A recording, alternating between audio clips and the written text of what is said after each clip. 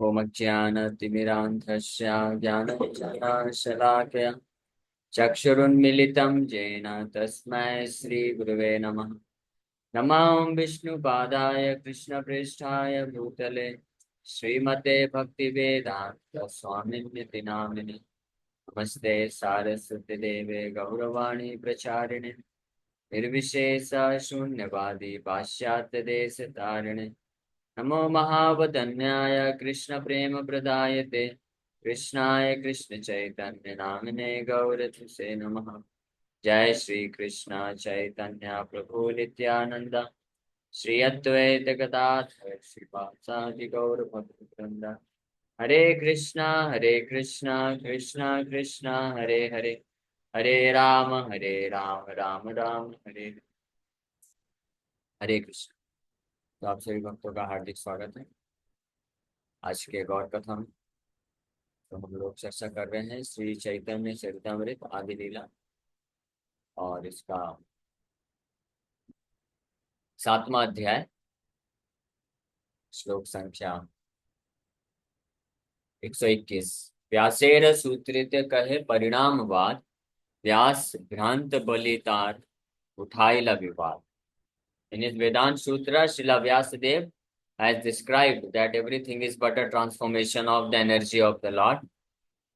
Shankaracharya, however, has misled the world by commenting that Vyasadeva was mistaken.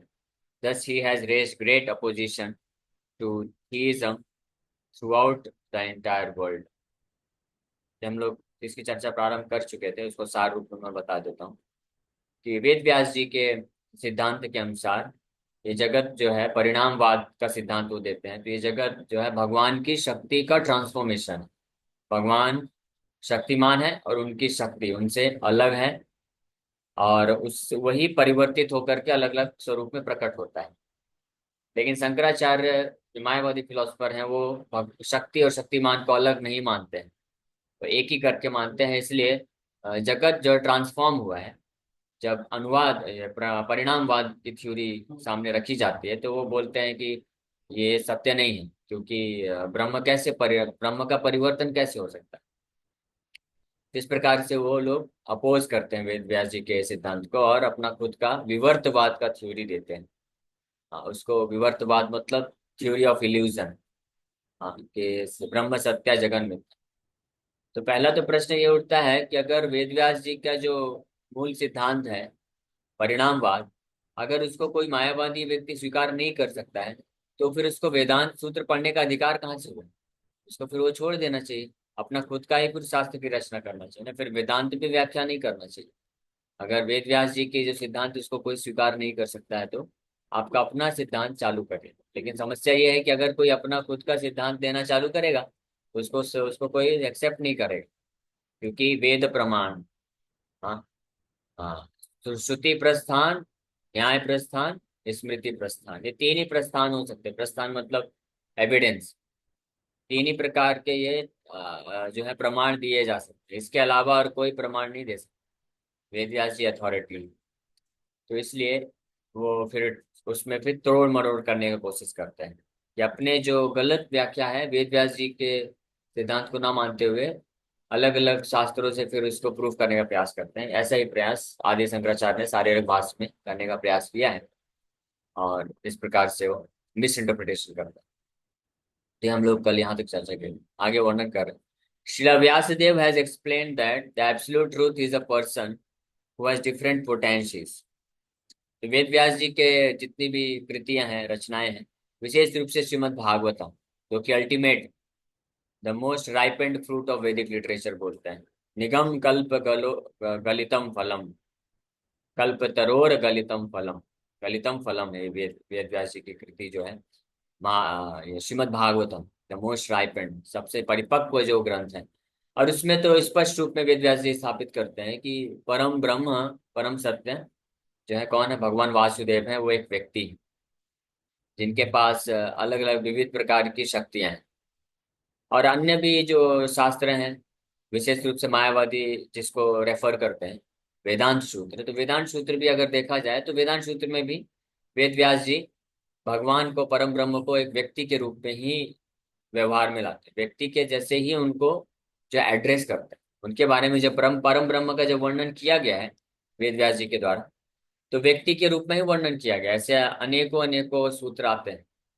तो वेद व्यास जी तो भगवान के परम वैष्णव है, महान भक्त हैं। उनको तो छोड़िए, यहाँ तक कि जो निराकारवादी भी होते हैं, वो लोग भी जब वर्णन करते हैं तो स्वाभाविक रूप से जो प्रवृत्ति है वो किसी न किसी व्यक्ति को ही रिफर करते हैं। जैसे यहाँ तक कि आप देखेंगे कि मुस्लिम जो होते हैं, वो कुरान में भी वो अल्लाह को निराकार मानते हैं, व्यक्ति नहीं स्वीकार करते। लेकिन जब वो प्रार्थना ही करते हैं, नमाज पढ़ते हैं, इबादत करते हैं, तो वो अल्लाह को तू करके बोलते हैं, तेरे ही बंदे हैं, तेरे को ही अर्पण है, तेरे को ये प्रार्थना है, इस प्रकार से। तो आपको या तुमको या तेरे को, इसका मतलब क्या है कि वो व्यक्ति को रिफर कर रहे हैं ना। अगर कोई व्यक्ति नहीं है तो आप किसको प्रार्थना अर्पण कर रहे हैं, किसको आप प्रणाम कर रहे हैं, हाँ, किसके लिए आप इबादत कर रहे हैं। तो इस वहां पे भी जहाँ की पूरी तरह से कोई कॉन्सेप्ट ही नहीं है व्यक्तित्व का, पूरी तरह से निराकार की भावना है, वहां पे भी जब कोई प्रार्थना अर्पण करता है, कुछ प्रोसेस धर्म का पालन कर रहा है, तो वहां पे भी स्पष्ट हो जाता है कि किसी न किसी व्यक्ति के लिए रिफर किया जा रहा है। तो वैदिक शास्त्रों में वेद व्यास जी तो निश्चित रूप में व्यक्ति को ही रिफर करते हुए सारे एफोरिज्म सूत्र लिखे हैं। So merely by his desire that there be creation and by his glance he created this material world। तो ये वेदांत सूत्र में भौतिक सृष्टि कैसी हुई है, वेदांत सूत्र में वेद व्यास जी वर्णन करते हैं। सा ऐक्षता, तो ये जो सा है, सा का अर्थ क्या होता है? सा मतलब ही, वह, उन्होंने। हाँ, ये व्यक्ति को रेफर करता है। और ऐक्षता मतलब दृष्टिपात किया। अब दृष्टिपात कौन करेगा? दृष्टि से देखा, उन्होंने जब देखा किसको? भौतिक प्रकृति को, तब स असृजता, उन्होंने क्रिएशन किया इस प्रकार से। तो इससे पता चलता है ना कि व्यक्ति की बात हो रही। निराकार ब्रह्म कहाँ से आया? निराकार ब्रह्म देख सकता है क्या? निराकार ब्रह्म को ही या वह कैसे इस्तेमाल कर सकते हैं? तो बड़ा स्पष्ट है, सा अक्षता, सा असृजता। हाँ, इस प्रकार के और सूत्र हैं जिसमें स्पष्ट पता चलता है कि भगवान ने, उन्होंने भौतिक सृष्टि की रचना की। स असृजता मतलब भौतिक सृष्टि की वो उन्होंने रचना की। He created this material world and by his glance सा ऐक्षता। एंड आफ्टर क्रिएशन, हरि बोल, होस्ट कौन है? After creation he remains the same person. सृष्टि के बाद वो सेम व्यक्ति बने रहते हैं। He is not transformed into everything. Hare Krishna Hare Krishna.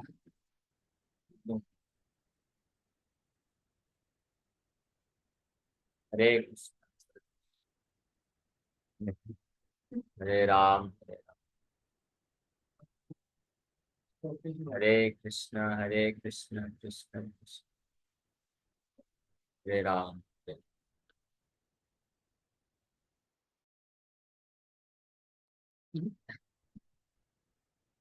She is not transformed into everything. One should accept that the Lord has inconceivable energies and that it is by His order and will that varieties of manifestation have come into existence। तो भगवान की जो अचिंत्य शक्ति है उसको स्वीकार करके व्यक्ति को ये जानना चाहिए कि भगवान विविध प्रकार के जो प्राकट्य होते हैं उनको अपने इच्छा से, अपने इच्छा शक्ति से और आज्ञा से प्रकट कराते हैं, यानी भगवान व्यक्ति है। ये कुल मिला के निष्कर्ष। So in the Vedic literature it is said स तत्वतो अन्यथा बुद्धिर विकार इति उदाहृता। This mantra indicates that from one fact another fact is generated। For example, a father is one fact and a son generated from the father is a second fact, thus both of them are truths although one is generated from the other। This generation of a second independent truth from a first truth is called vikar or transformation resulting in a byproduct। ये वैदिक मंत्र में, वैदिक statement में बताया गया है। स तत्वतो अन्यथा बुद्धि विकार इति उदाहृता, कि भगवान ट्रांसफॉर्मेशन या विकार बोला जाता है, इसी को परिणामवाद बोला जाता है। ये शास्त्र में प्रमाण है। तो वेद व्यास जी का जो सिद्धांत है परिणामवाद, कि विकार के द्वारा, ट्रांसफॉर्मेशन के द्वारा ये सृष्टि उत्पन्न होती है, बिल्कुल सही है। वैदिक मंत्र में इसका भी पुष्टि होता है, इसमें ये बताया गया। तो इसलिए जो भगवान परम सत्य हैं, इसलिए उनकी शक्तियों में ट्रांसफॉर्मेशन होकर के जो भौतिक जगत प्रकट होता है वो भी सत्य है, वो मिथ्या नहीं। ये इस बात को यहाँ पे प्रमाणित किया जा रहा है। The supreme Brahman is the absolute truth, and the energies that have emanated from him and are existing separately, such as the living entities and the cosmic manifestation, are also truths. This is an example of transformation which is called vikar और परिणाम। परिणामवाद क्या है, इसका मतलब यहाँ पे अर्थ होता है कि भगवान और उनकी शक्ति जो है सेपरेटली, स्वतंत्र रूप में अस्तित्व में रहती है और सत्य है, मिथ्या नहीं। To give another example of vikar, milk is a truth, but the same milk may be transformed into yogurt. Thus, yogurt is a transformation of milk, although the ingredients of yogurt and milk are the same. इसी प्रकार से दूध और दही एक है लेकिन अलग भी है। दूध और दही दो प्रोडक्ट बोलते हैं ना, एक नहीं बोलते हैं। अगर आपको कोई दूध मांगेगा तो दही ला के देंगे तो बोलेगा हाँ एक ही बात है, ऐसा नहीं होगा। अलग अलग है ना, लेकिन एक ही वस्तु है दोनों में। दोनों में दूध ही है, दूध से ही दही बनता है। लेकिन फिर भी दोनों में अंतर भी है, दोनों में अंतर है, दोनों में विविधता है। तो ये ट्रांसफॉर्मेशन के कारण ये अंतर हमेशा बना रहता है, और इसी को परिणामवाद बोलते हैं। लेकिन मायावादी लोग इसको स्वीकार नहीं कर पाते हैं। वो दूध को स्वीकार करेंगे, जब दही का कॉन्सेप्ट लाएंगे तो या तो बोलेंगे ये दही, ये दूध ही है। लेकिन जब डिफरेंस दिखाया जाएगा, दूध कैसे है भाई, देखो दही खट्टा है, दूध खट्टा नहीं मीठा है, बोलेंगे फिर ये दूध जो दही है ना ये इल्यूजन है।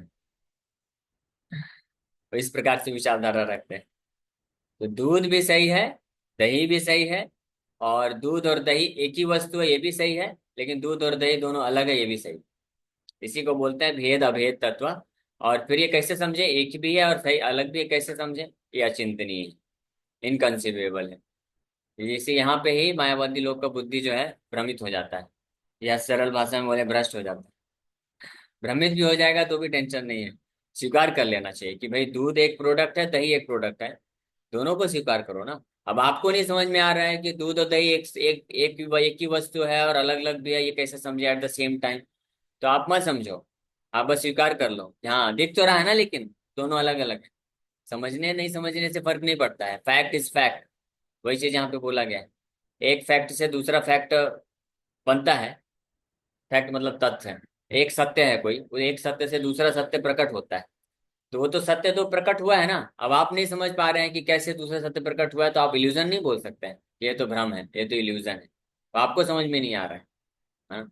तो हमारा मिस्टेक, जैसे ऑनलाइन क्लास चल रही है अभी, यहाँ से मैं बोल रहा हूँ और पूरे इंडिया में भक्त लोग बैठे हैं, वो लोग सुन रहे हैं, तो एक सत्य है, इसको गलत नहीं बोल सकता। अभी कोई व्यक्ति होगा उसको नहीं समझ में आएगा ये कैसे हो रहा है, कि कैसे इंटरनेट के माध्यम से ऐसे कनेक्ट करके ये यहाँ से वीडियो और ऑडियो दूसरों तक पहुंच रहा है।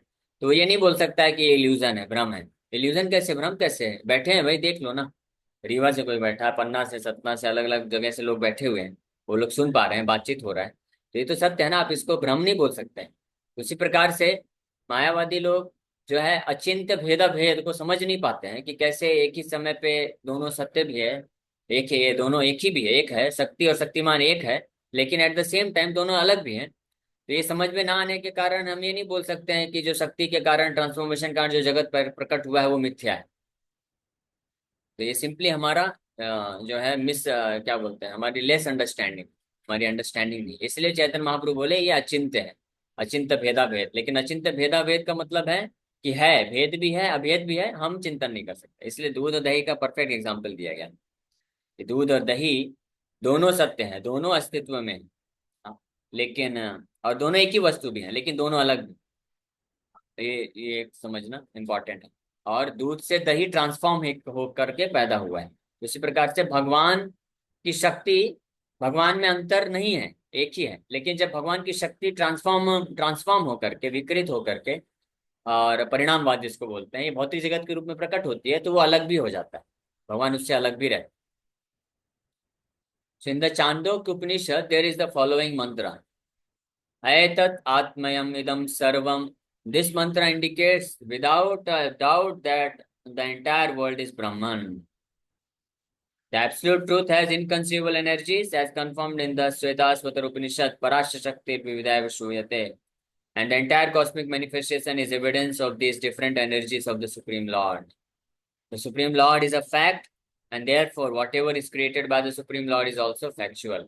Everything is true and complete. Purnam idam purnamada. But the original Purnam, the complete absolute truth, always remains the same. Purnat Purnamudachyate Purnasya Purnamadaya.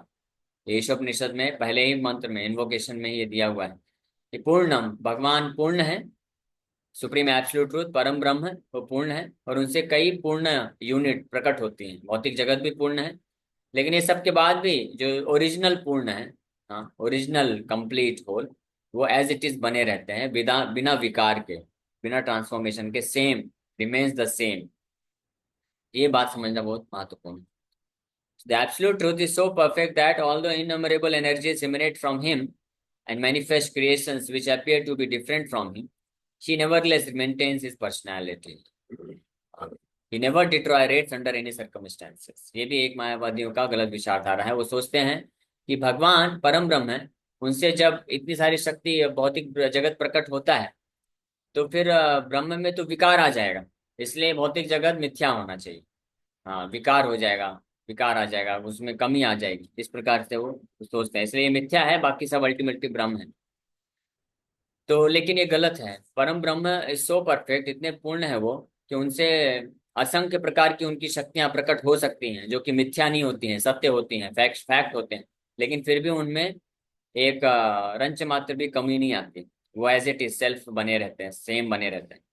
तो ये तो आध्यात्मिक स्तर की बात है। यहाँ तक कि भौतिक स्तर में भी कुछ ऐसे वस्तुएं हैं जो इस प्रकार के लक्षण को प्रकट करते हैं। जैसे सूरज है, सूरज डेली इतना प्रकाश, ऊष्मा और प्रकाश प्रकट करता है, हीट एंड लाइट, लेकिन उसके बाद भी डेली सूर्य की कुछ कमी होती है क्या? कोई कमी नहीं होती, एज इट इज बना रहता है। तो उसी प्रकार से है। ये दूसरा एग्जाम्पल है, इस भौतिक संसार में जो होते हैं स्त्री पुरुष जो है संतान उत्पत्ति करते हैं।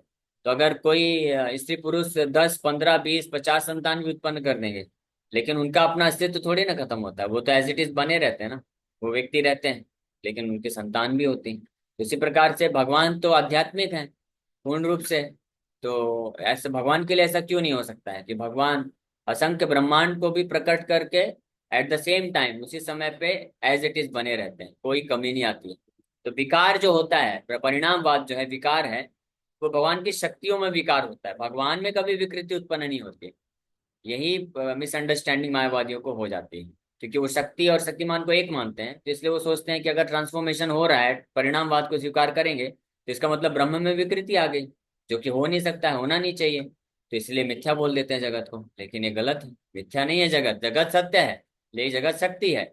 और परिणामवाद, विकार जो आता है, ट्रांसफॉर्मेशन होता है, वो भगवान की जगत में शक्तियों में होता है, भगवान में नहीं होता। ये भी, इससे भी पता चलता है कि शक्ति और शक्तिमान में डिफरेंस है।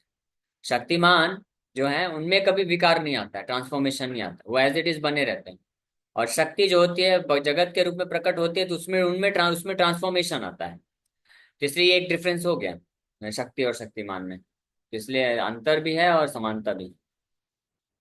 So it is to be concluded that the entire cosmic manifestation is a transformation of the energy of the Supreme Lord, not of the Supreme Lord or Absolute Truth himself, who always remains the same. ये conclusion है।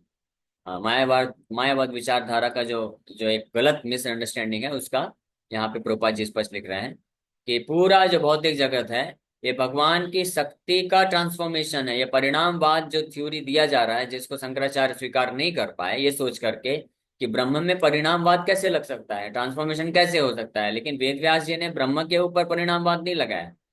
ब्रह्म की शक्ति जो कि ब्रह्म ही है, लेकिन वो ब्रह्म की शक्ति ब्रह्म से अलग भी है। हाँ, तो शक्ति के ऊपर, भौतिक एनर्जी जो है उसके ऊपर परिणामवाद लगाया जा रहा है कि ट्रांसफॉर्मेशन ऑफ एनर्जी। हाँ, उन शक्ति में परिवर्तन होता है, विकार उत्पन्न होता है। हाँ, लेकिन भगवान परम सत्य कृष्ण श्याम सुंदर के रूप में, नारायण के रूप में, सच्चिदानंद स्वरूप में, उनमें परिणामवाद नहीं लगता, उनमें ट्रांसफॉर्मेशन या विकार नहीं होता है, वो एज इट इज यथारूप बने रहते हैं। So the material world and the living entities are transformations of the energy of the Lord, the absolute truth, or Brahman, who is the original source. In other words, the absolute truth Brahman is the original ingredient and the other manifestations are transformations of this ingredient. तो जो परम सत्य भगवान कृष्ण है, जो original ब्रह्म है, मूल ब्रह्म है बोल सकते हैं, वो ओरिजिनल इंग्रेडिएंट है, और उनसे उनकी शक्तियां प्रकट होती हैं, उसमें ट्रांसफॉर्मेशन होता है, उनमें कोई ट्रांसफॉर्मेशन नहीं होता है. So this is also confirmed in Taittiriya Upanishad, यतो वाइमानि भूतानि जायते. तो तैत्तरीय उपनिषद में भी स्पष्ट बताया गया, यतो वा इमानी भूतानि जायते, जिनसे ये सारे भूतानी जीवात्माएं और भौतिक जगत, भूतानी मतलब जीवात्माएं भी, और भूत मतलब भौतिक जगत को भी बोलते हैं. तो this entire cosmic manifestation is made possible by the absolute truth, the supreme personality of God.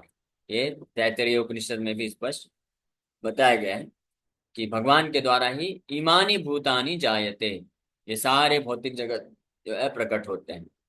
So in this verse it is indicated that Brahman, the absolute truth, is the original cause, and that the living entities, jivas, and the cosmic manifestation are effects of this cause. The cause being a fact, the effects are also factual. ये मूल चीज यहाँ पे महत्वपूर्ण चीजें समझने के लिए. They are not illusion. जो मूल स्रोत है, कॉज है, हेतु है, जो मूल हेतु है, वो परम ब्रह्म है, भगवान है.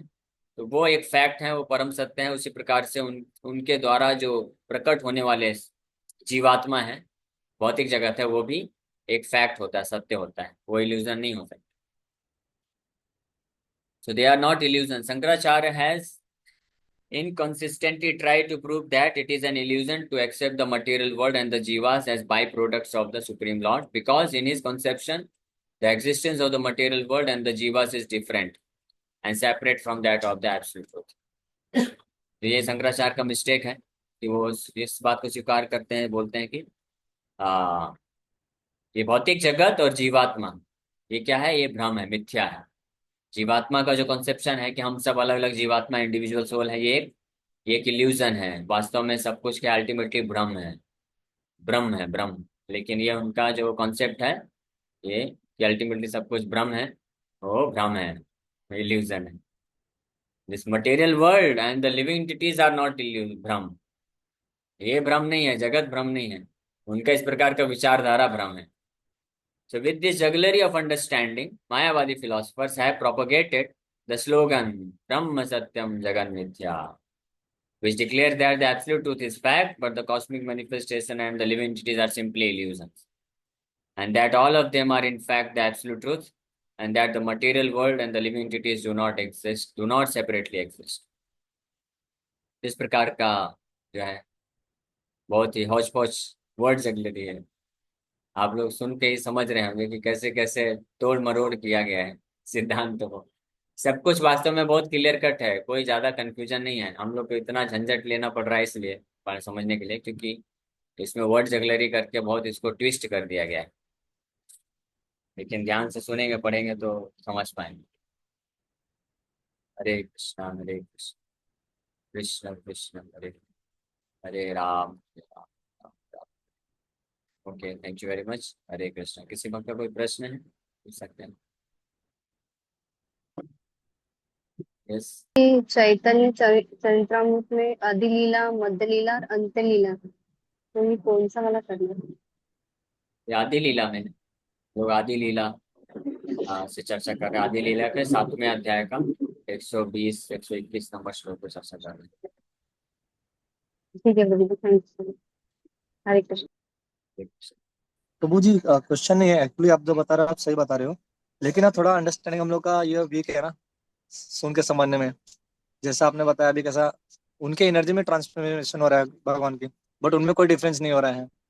तो वो हाँ, हमको एकदम नॉर्मल लैंग्वेज में हम समझने जाएंगे तो कैसे समझेंगे प्रभु? जैसे आपने दही और दूध का एग्जांपल दिया और 2-3 एग्जांपल दिए, एकदम नॉर्मल लो लैंग्वेज में कैसे बोलेंगे उसको प्रभु जी? हरे कृष्णा. नॉर्मल लैंग्वेज में सूर्य का उदाहरण है. जैसे सूर्य है, daily heat and light produce करता है, लेकिन सूर्य एज इट इज बना रहता है, सूर्य में कोई ट्रांसफॉर्मेशन नहीं होता है. कितना भी हीट एंड लाइट प्रोड्यूस करता रहे इतने लाखों लाखों वर्षों से, लेकिन सूर्य तो अपना एज इट इज बना रहता है. उसी प्रकार से भगवान परम ब्रह्म कृष्ण, अब उनकी बहुत सारी शक्तियां हैं, तो शक्तियों के माध्यम से पूरा जगत बार बार सृष्टि स्थिति प्रलय करते रहते हैं, लेकिन भगवान एज इट इज बने रहते हैं. भगवान में कोई विकार नहीं आता, कि शक्तियों में विकार आता है. तो इससे पता चलता है कि सूर्य और सूर्य का लाइट, ऊष्मा, हीट एंड लाइट, वो दोनों सेम है लेकिन अलग भी है। क्यों अलग है? क्योंकि सूर्य में ट्रांसफॉर्मेशन नहीं होता, हीट एंड लाइट में ट्रांसफॉर्मेशन होता रहता है। उसी प्रकार से भगवान और उनकी शक्तियां एक है, एक ही है। क्योंकि इसलिए एक बोला गया है शास्त्रों में, क्योंकि शक्ति जो है भगवान से आती है, इसलिए एक बोला गया। हाँ, उत्पत्ति भगवान ही, लेकिन अंतर भी है। शक्ति में ट्रांसफॉर्मेशन होता है, विकार होता है, लेकिन भगवान में विकार या ट्रांसफॉर्मेशन नहीं होता है। तो ये अंतर है। मायावादी लोग इस बात को नहीं समझ पाते हैं। वो सोचते हैं कि शक्ति शक्तिमान एक ही है और अल्टीमेटली सब कुछ निराकार है, सब कुछ ब्रह्म है, सब कुछ मिला के सब एक खिचड़ी बना देते हैं। मायावाद कंसेप्शन, सब कुछ एक है। इसलिए वो फिर जगत जो ट्रांसफॉर्म होकर जगत प्रकट हुआ है भगवान की शक्ति में, इस जगत को स्वीकार नहीं करते, बोलते हैं मिथ्या है, इल्यूजन। और इस प्रकार से जीवात्माओं को भी स्वीकार नहीं करते हैं। जीवात्मा भी भगवान की शक्ति है, अलग है भगवान से, उसको स्वीकार नहीं कर पाते। वो भी सोचते हैं ये भी मिथ्या है, इल्यूजन है। क्या? जीवात्मा का इंडिविजुअलिटी, कि हर जीवात्मा व्यक्तिगत है, ये भी एक भ्रम है, ये भी इल्यूजन है, ऐसा वो लोग थ्योरी देते हैं, जो कि बिल्कुल गलत है। ऐसा बिल्कुल भी नहीं। हर जीवात्मा का इंडिविजुअलिटी है, ये भी एक फैक्ट है, ये इल्यूजन नहीं है, ये भी सत्य है। और ये भौतिक जगत जो है भगवान की शक्ति है, ये ट्रांसफॉर्म होकर के भौतिक जगत में प्रकट हुआ, ये भी एक सत्य है, ये भी एक फैक्ट। हरे कृष्ण। लीला का चल रहा है, मतलब 7वां अध्याय। नहीं नहीं, आदि लीला चल रहा है, आदि लीला का 7वां अध्याय है। आदि लीला, अंत लीला और मध्य लीला, 3 भाग हाँ है। हाँ, 3 भाग है। तो अपन को पहले, सबसे पहले कौन सा पढ़ना चाहिए? आदि लीला। आदि लीला, आदि लीला मतलब आदि मतलब शुरू, शुरुआत है, शुरुआत की लीला है। फिर मध्य लीला मतलब भगवान चैतन्य महाप्रभु के मध्य के पास टाइम है, बीच के। और फिर अंत लीला मतलब अंतिम, अंतिम लीला है। तो ये क्रमशः है ना, आदि से शुरुआत करेंगे, अंत से कैसे जाएंगे? जी बिल्कुल। आदि लीला पहला वॉल्यूम है, फर्स्ट कैंटो बोल लीजिए। पहला स्कंद है आदि लीला, दूसरा स्कंद है मध्य लीला, तीसरा स्कंद है अंत्य लीला।